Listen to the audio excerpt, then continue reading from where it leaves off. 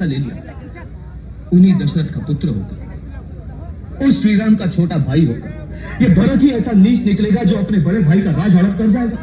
मैं गुरुजनों से प्रार्थना करता हूं, मुझे ये पाप करने की आज्ञा न दे जिससे मैं रघुकुल का एक कलंक कहलाऊं। वैसे कलंक तो मुझे मेरी माता ने लगा ही दिया है, लेकिन आप लोग तो मुझ पर दया कीजिए। मैं इस राज्यसभा के बीच खड़ा होकर घोषणा करता हूं, अयोध्या के राजा केवल राम हैं। वो इस वक्त जहां भी हैं, उसी दिशा में मैं उन्हें शत शत प्रणाम करता हूं। और उठाइए वो राजमुकुट और राज्याभिषेक के वो पवित्र सामग्री और चलिए मेरे साथ वन, ताकि जिसका यह अधिकार है उसका राज्याभिषेक वही वन में करके उसे अपना राजा बनाकर अपनी अयोध्या वापस ले आए। आप सभी मेरे साथ चलने की कृपा करें।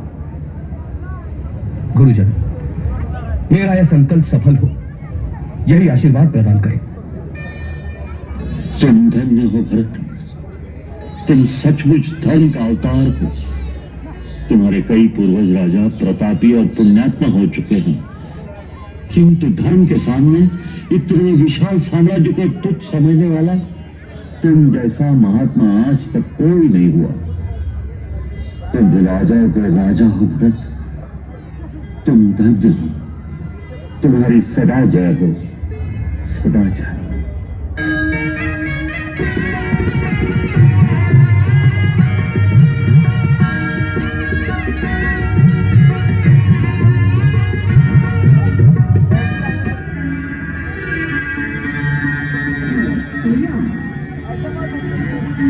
आपकी शरण में आ गया भैया, आपकी शरण में आ गया हूं।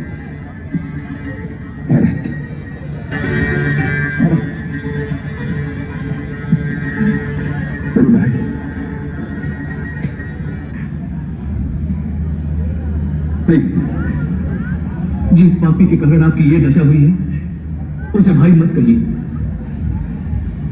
मैं अब इसका अधिकारी नहीं। प्रणाम भैया, प्रणाम। नहीं लक्ष्मण, मैं इस योग्य नहीं कि तुम मुझे प्रणाम करो। मेरे मन में बात नहीं, मैं स्वयं मूर्तिमान पाप जिसके कारण भैया भाभी और तुम्हारी ये दशा हुई। ऐसे पापी को प्रणाम मत करो।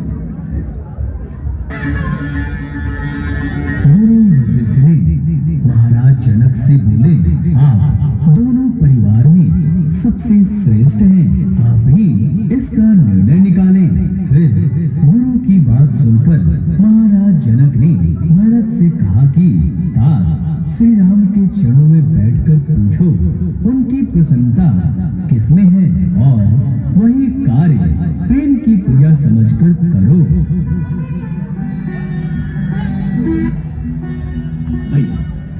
भैया आज्ञा दो, मुझे क्या करना है? जीतने वाले नीचे नहीं बैठते भरत। मेरे भाई, आज राम तुम्हारे प्रेम के सामने हार गया। जो राज्य तुम मुझे देने आए हो, मैं उसे स्वीकार करता हूं, परंतु पिताश्री का वचन भी झूठा ना हो, इसलिए मेरी तुमसे प्रार्थना है, 14 वर्ष तक मेरे स्थान पर तुम उस राज्यभार को संभालो। परंतु भैया, मैं तो अबोध बालक हूं, मुझसे राज का शासन नहीं किया जाएगा। गुरुदेव, आर्य सुमंत और अन्य मंत्रीगण इसमें तुम्हारी सहायता करेंगे। गुरुदेव की आज्ञा से सारे कार्य करोगे तो कठिनाई नहीं होगी, सारे कार्य सुगमता से होते रहेंगे और 14 वर्ष बाद आकर मैं अपना राज्य तुमसे ले लूंगा। परंतु एक बात याद रखना भैया, 14 वर्ष के बाद यदि आपने आने में एक दिन की भी देरी की तो इन चरणों की कसम खाकर कहता हूं, आप अपने भरत की चिता जलती देखेंगे। नहीं भरत, नहीं भैया, मैं तुझे वचन देता हूं, मेरे आने में एक दिन की भी देरी नहीं होगी। भैया कुछ मांगो तो दोगे? पगले, तू मेरे प्राण मांग ले तो इसी क्षण दे दूंगा। बोल क्या चाहिए तुझे? मुझे अपनी चरण पादुका दे दो। चरण पादुका? हाँ भैया, आप आपका राज्य तो आपके सेवक के पास आपकी धरोहर के रूप में होगा। जब आप नहीं होंगे तो सिंहासन पर कौन बैठेगा? मैं आपकी पादुकाओं को आपका राज चिन्ह बनाकर सिंहासन पर रख दूंगा और नित्य प्रति उनका आशीर्वाद लेकर ही आपका राज कार्य करूंगा। लक्ष्मण,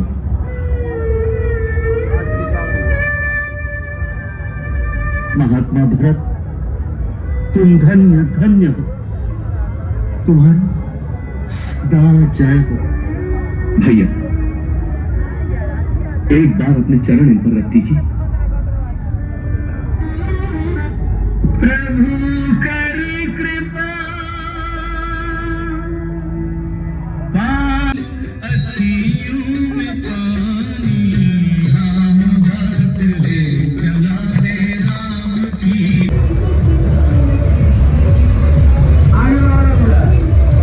तुम्हारी कुटिया देखकर इस आशा से यहाँ आए हैं कि हमें कुछ खाने को मिल जाएगा।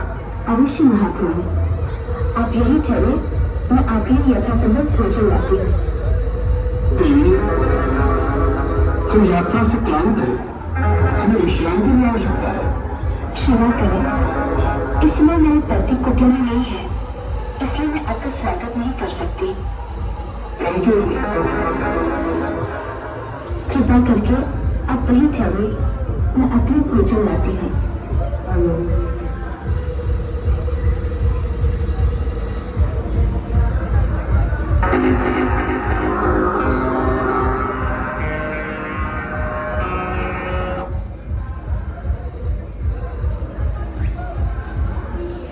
मेरी आपसे विनती है, किसी भी परिस्थिति में राम भैया के आने तक आपके चरण से कभी बाहर न रखें।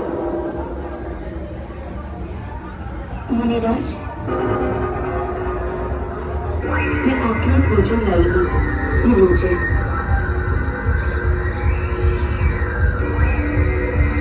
ले आओ देवी। कृपया आप ही को यहाँ आना होगा। बहुत हो चुका, शाप टूटे, भविष्य को अपने पीछे सिंदूर भरा तुम्हारे पति को। नहीं, अपने श्राप मत दीजिए, अपनी आगे मेरे पति को श्राप मत दीजिए, मेरे श्राप मत दीजिए।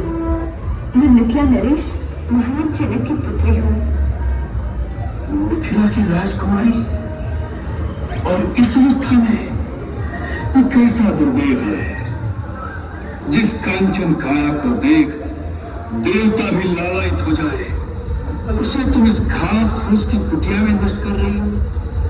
और ऐसे नारी रत्न को तो किसी तलोकी के राजा की पत्नी होना चाहिए था। सीधी, महात्मा के वेश में तुम्हें दुरात्मा हो, कौन भी तुम? तुम्हारा दास, वही लंकेश्वर रावण।